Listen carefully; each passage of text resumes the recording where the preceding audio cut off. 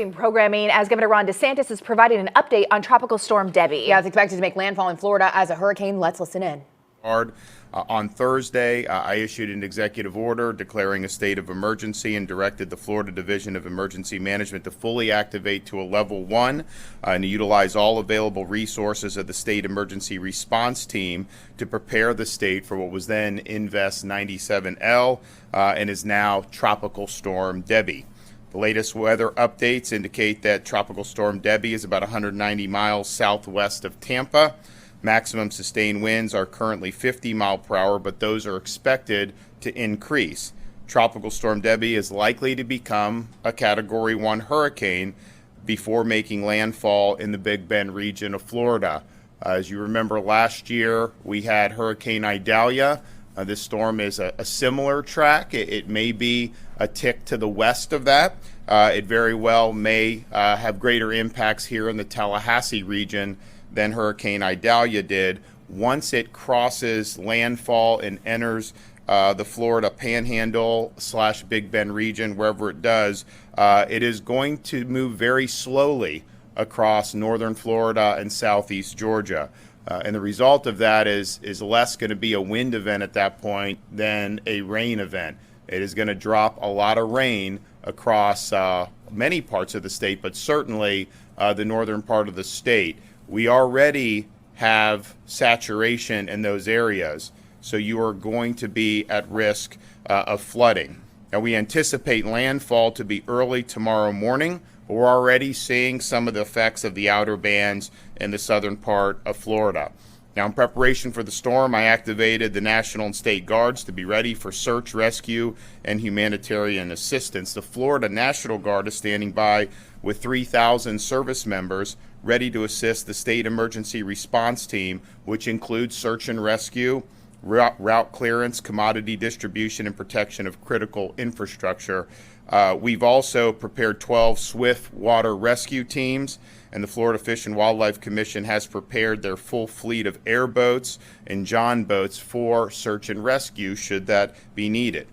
There will be power outages. If this hits here, particularly even as a Category 1 hurricane, and it's a tropical storm now, it's possible that you could have serious intensification between now and landfall. It could get up to 85, 90, 95 mile an hour sustained wind. That is absolutely possible, particularly in parts of the state like here in Tallahassee. There's going to be a lot of trees that are going to fall down. You're going to have debris. You are going to have power interruptions. So just prepare for that. If you're in the path of the storm, assume that that's going to happen. Now, we have assets in place in advance of the storm, like we always do, and near the predicted areas of most severe impact. Kevin's team and our office have been working with the utility companies throughout Florida, and they've, as of now, this morning, identified up to 17,000 linemen that can assist with restoring power immediately after the storm. Kevin's also monitoring. If we need to bring in more throughout today, then he's going to do that. The linemen will be deployed once it's safe to begin power restoration efforts, and I just urge all local governments, all utility companies to utilize these resources. Once the storm passes, of course, we want to make sure people are safe. We want to do search and rescue if needed. We'll be working to clear the roads, of course, but getting that power back on is very important. We have the resources available for you, and we want to do that. You know, we have had storms in years past where people were without power for a long time, and sometimes there's so serious damage it's hard, right? But sometimes it can be done earlier. You just got to have the people there. So we have the people ready, and we want to move very, very quickly. We've also pre-staged over 30,000 bottles of water, over 160,000 meals, and nearly 14,000 tarps in the parts of Florida where we expect impact. We've also are in the process, we have constructed and are going to continue to construct flood control devices at utility stations as well as schools and other locations. First time we've ever done this with utility. So there have substations, we're going to have a lot of water. If those substations flood, that's going to cause power interruption. So Kevin and his team have provided those. We think that that's going to be able to mitigate some of the power outages that we're going to be doing. That's the first time Florida has ever done the flood control devices at utility stations, and we have had a few local communities that have really embraced it, and it's been effective. So we're happy to be doing that. We do have, of course, shelf-stable meals, other types of sustenance that will be available for folks should that be needed. Now, the Department of Transportation has staged resources in secure locations in proximity to the projected path of the storm. They are committed to a very rapid response once it's safe to do so. They have 1,200 generators to support traffic signals and emergency power needs for the transportation system. 70,000 water pumps are staged, and there's hundreds available to help with the roadways, but also help with areas that are under flood. And there are going to be some areas that are going to flood as a result of this storm. They have 230 pieces of heavy equipment and trucks to support cut and toss operations to allow for response personnel to reach impacted areas.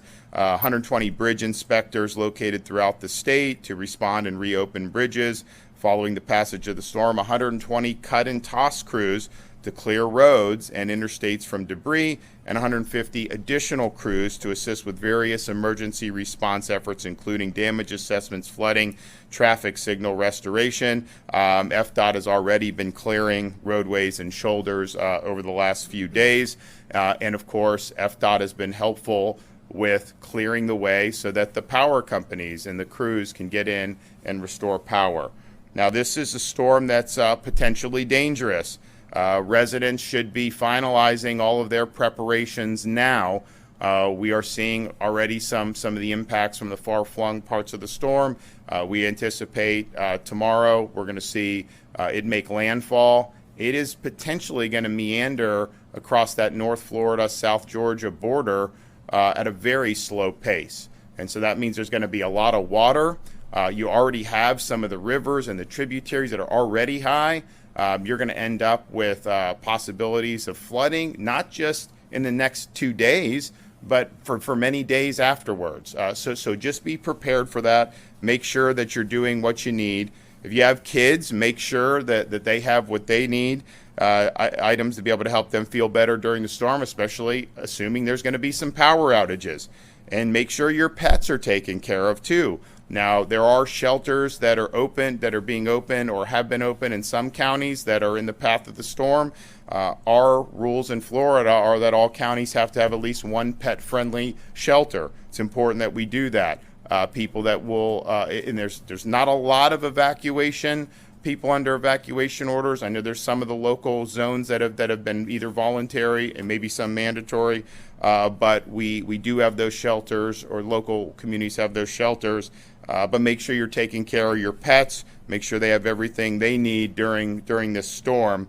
We're going to see flooding in various parts of the state potentially. I mean, you look at that track, and right now they have it kind of going into Big Bend, maybe a little bit east of Tallahassee, and then going across the state, mostly southern Georgia, North Florida. But this is a big storm. I mean, you're going to have rain that's going to be far beyond the center of the storm. So just prepare for that. Just because you're not in the eye of the storm does not mean you are not going to have major impacts from the storm.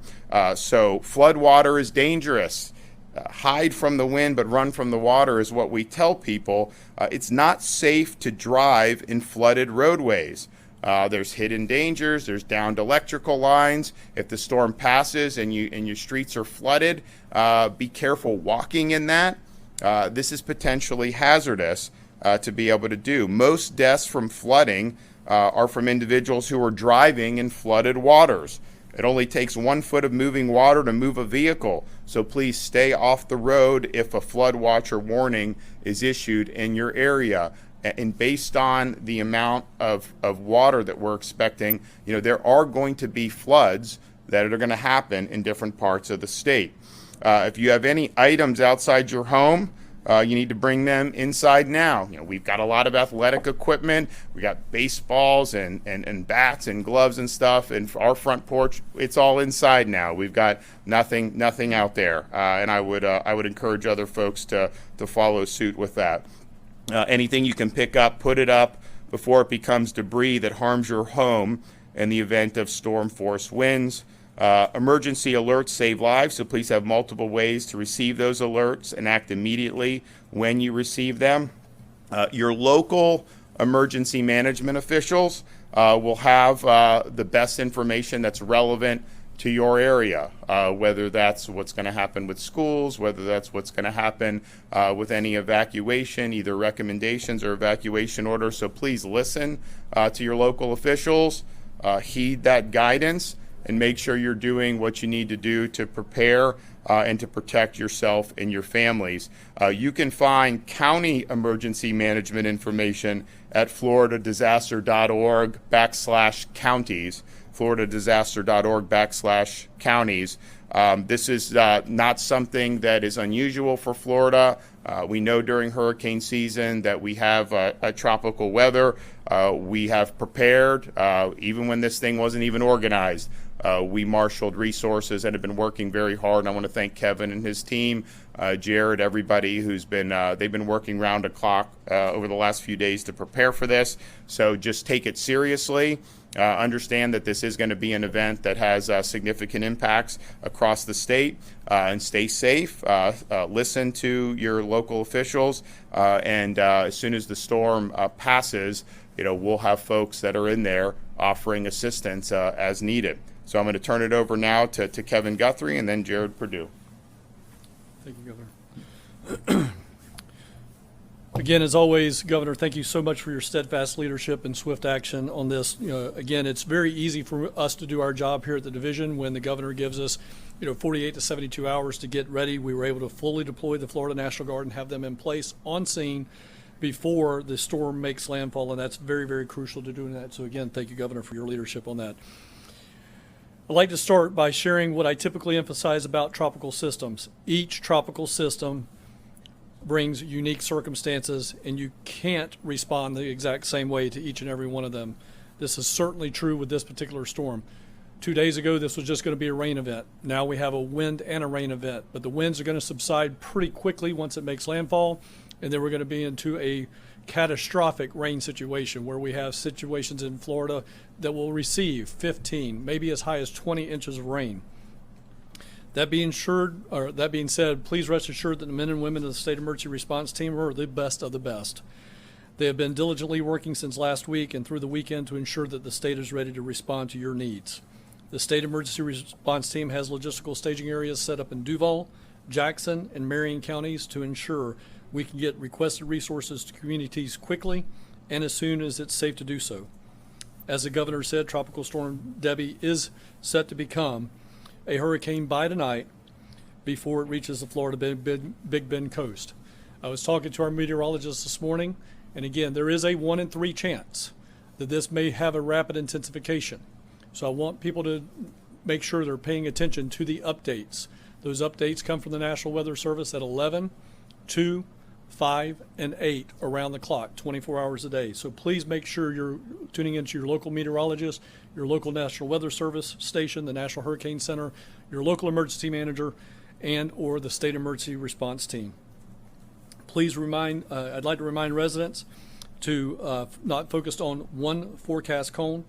The hazards in this situation are going to be tornadoes, strong wind gusts, inland flooding, and possible impacts well outside of the center of the storm. We had our first impact last night at around 9 p.m., and that was a tornado warning for the areas of northern Broward and southern Palm Beach. So please, again, we're starting to see those.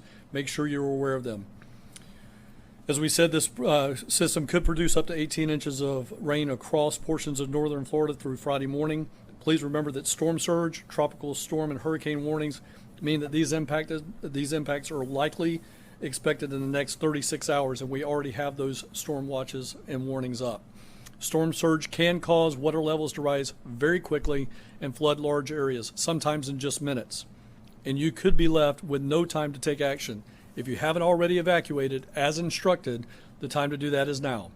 As the governor indicated, we do have some counties that have voluntary and mandatory evacuation orders, but you can find out those evacuation orders from your local emergency management agency. Also, as the governor said, it is never safe to be in floodwaters, as there can be many, many hidden hazards. such as the live electrical wires, displaced wild animals, chemicals, and hazardous waste. And simply put, floodwaters are unhealthy and unsafe to be in, so do not walk or drive through them. You should be now making your final preparations. As the governor has also said, this is the first time that we have deployed flood control devices around substations.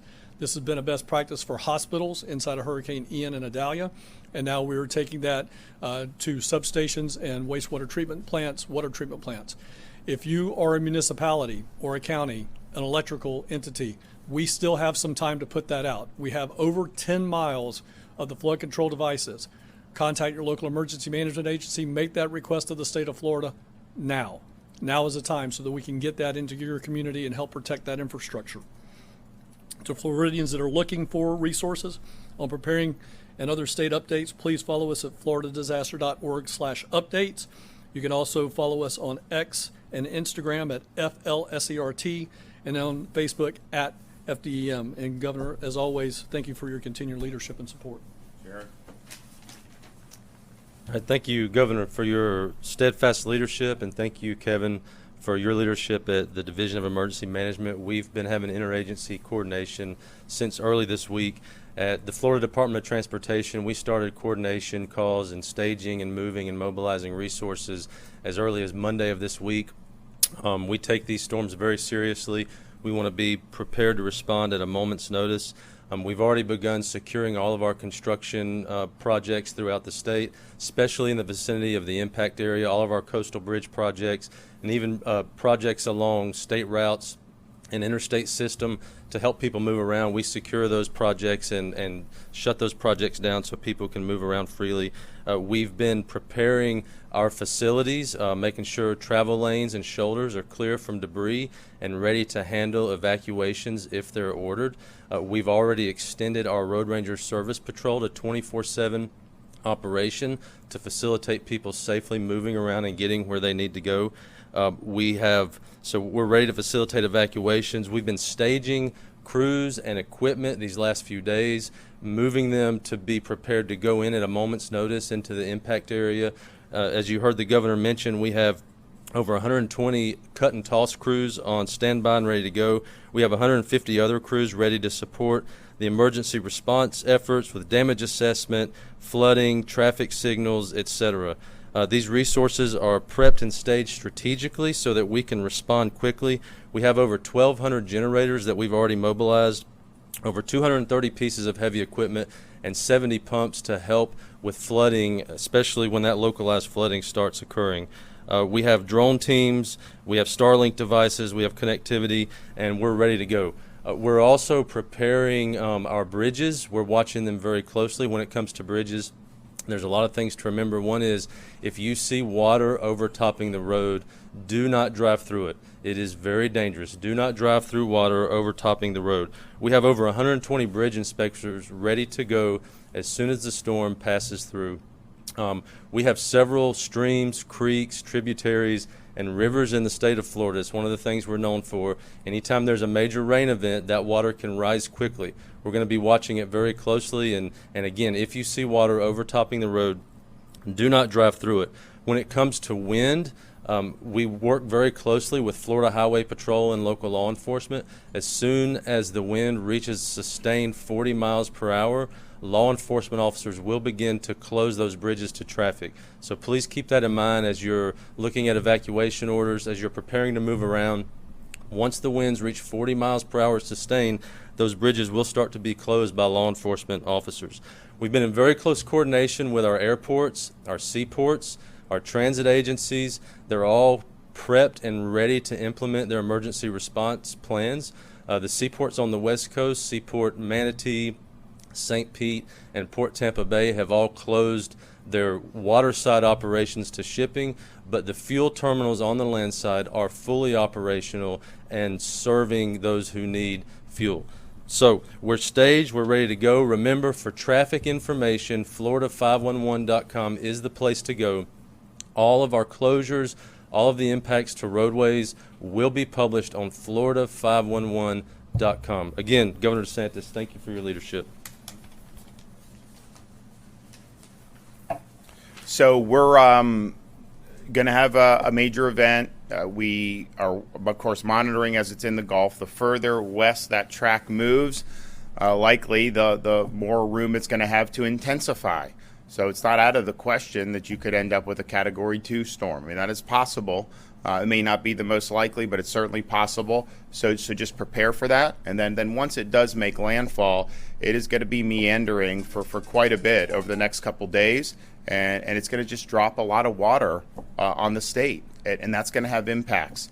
And there are going to be hazards as a result of that. So just make the preparations now. Kevin mentioned on some of the things with the local governments, with what we're doing for the flood control, with the substations. You know, that could be the difference between keeping one of those substations operable versus having an outage and then having to scramble. So please utilize the resources that are available for you. We stand by ready to help. There's not a state in this country that if there's a request, Kevin's guys are fulfilling that faster than anywhere else in this country. And so they've been preparing for this. They're ready. So please, if you need it, ask for it, and they want to deliver it. Okay, any questions? I would ask, obviously this area, it looks like we're going to get the brunt of it, and as you know, we're already traumatized from the May 10 storms and tornadoes, and here we go again. I guess what's the best thing to tell the residents of this area in terms of how prepared you all are, and what they can do specifically to make sure that they are individually or their families are prepared?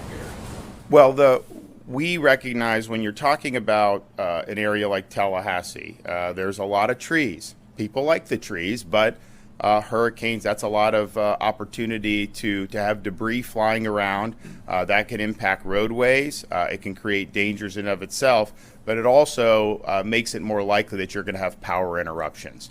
And so what Kevin and the team have done, they've mobilized, working with the power companies, linemen. They may be bringing in some from out of state even, if that's necessary.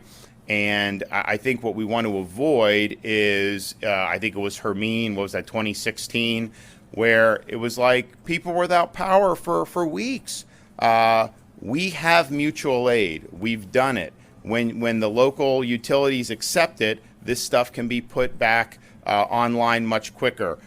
So I would just say, whether it's Tallahassee or anywhere else, accept the mutual aid. Our view from the state is when these storms happen, of course, you want to protect life and limb and property. If people are in need of rescue, of course, that's what the number one.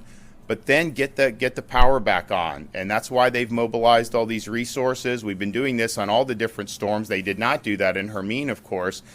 So that's something that's really important. But you got to work together.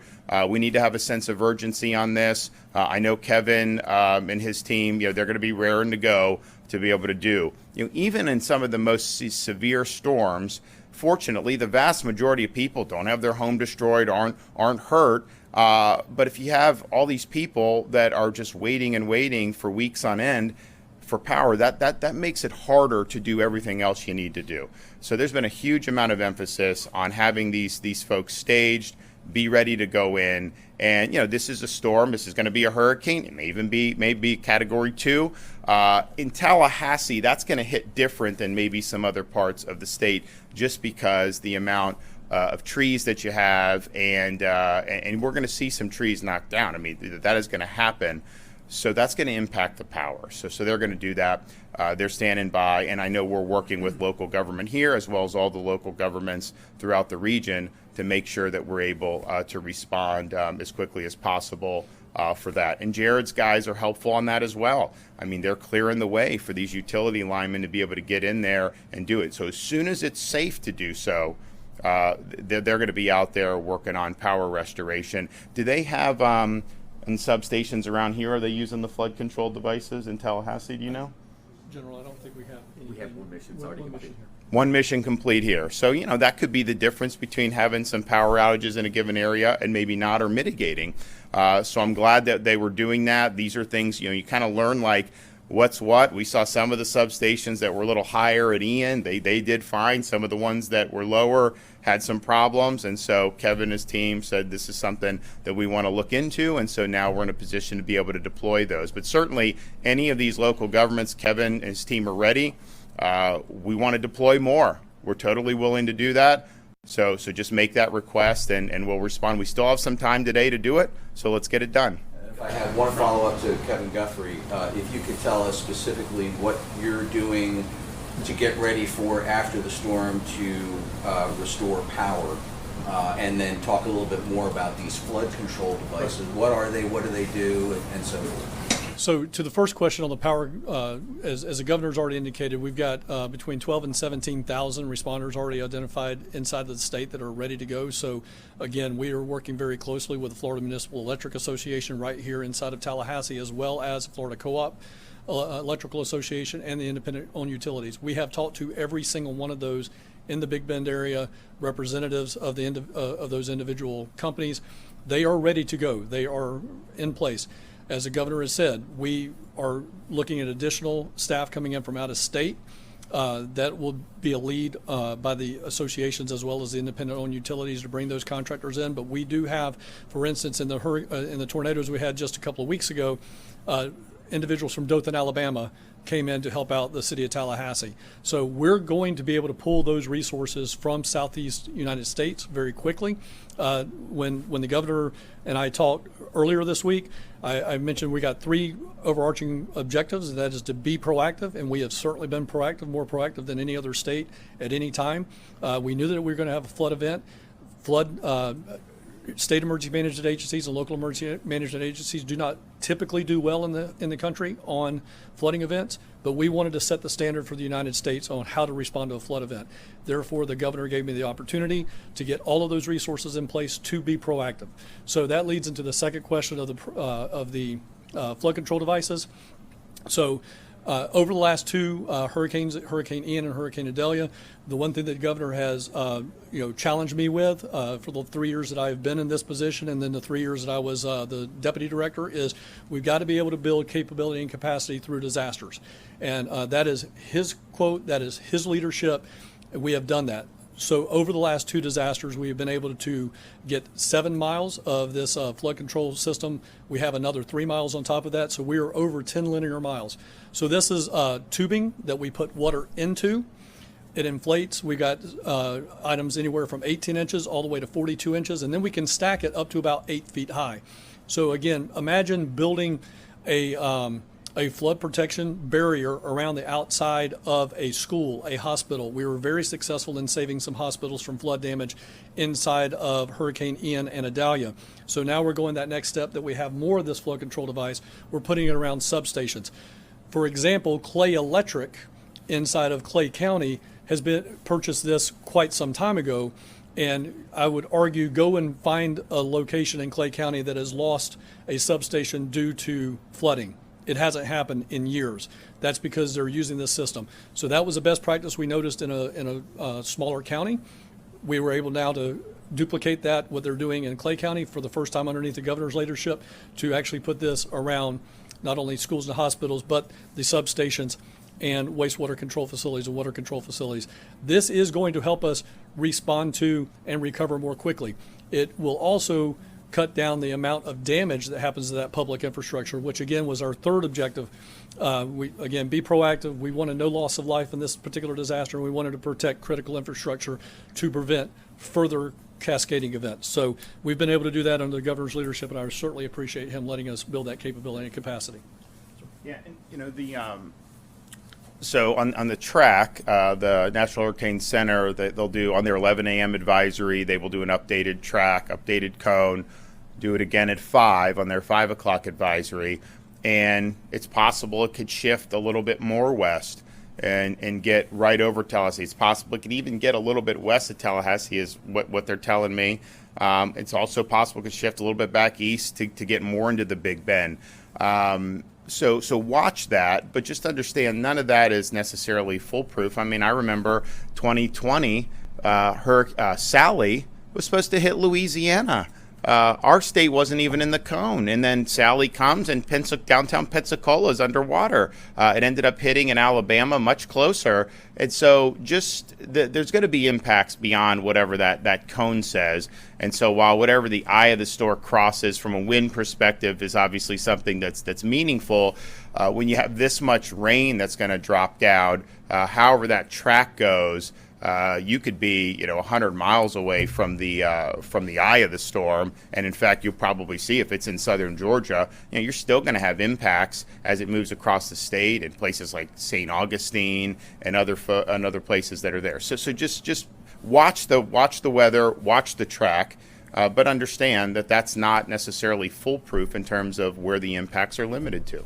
How are we feeling about the blood and the platelet supply in the state? Because I know that there's been issues with OneBlood not being able to process and get that blood out to some hospitals, and they've been concerned about their supply lines going into this storm. So Secretary Weta is here. I talked to Secretary Weta this morning, and he gave me a number of about 200 purchased platelets that are going to be coming into the state. He feels that they're in a really good location. They are able to start getting some of that inventory back up to where it needs to be for the state. But again, I believe probably this afternoon, Forrest, when we do an update this afternoon, we'll have much more information on that. But again, Secretary Weta told me that he's already purchased 200 packs of platelets to come into the state to help out. So we'll do another update probably sometime in the afternoon, and maybe another one in the evening, depending on what the situation warrants. But we are going to face impacts in this state. You still have time to finalize your preparations, so I would urge all Floridians to do so. I'd urge all Floridians to be cognizant of the fact that we are going to have a hurricane hit the state. Probably a Category 1, but it could be a little bit more powerful than that. But we are absolutely going to see a lot of rainfall. We are going to see a lot of saturation. We are going to see flooding events. Like that is going to happen. There's also going to be power outages. That will happen. And we've mobilized a lot of resources to get the power back on and help the local communities do that. And we're proud to play that role to help facilitate that. But there will be some level of interruption. So just prepare for that and make sure that you're making whatever arrangements that you need to be able to handle that. So we will be back with more later today, but I want to thank everybody here. They've been working very hard for the last days around the clock to be prepared, and this was when this was still a disorganized invest. We weren't sure whether it was going to necessarily lead to what it is now, but I think we always want to be prepared and hope it doesn't happen, then just kind of wait. So these guys were very proactive, and I think we're in a good spot. Thank you all.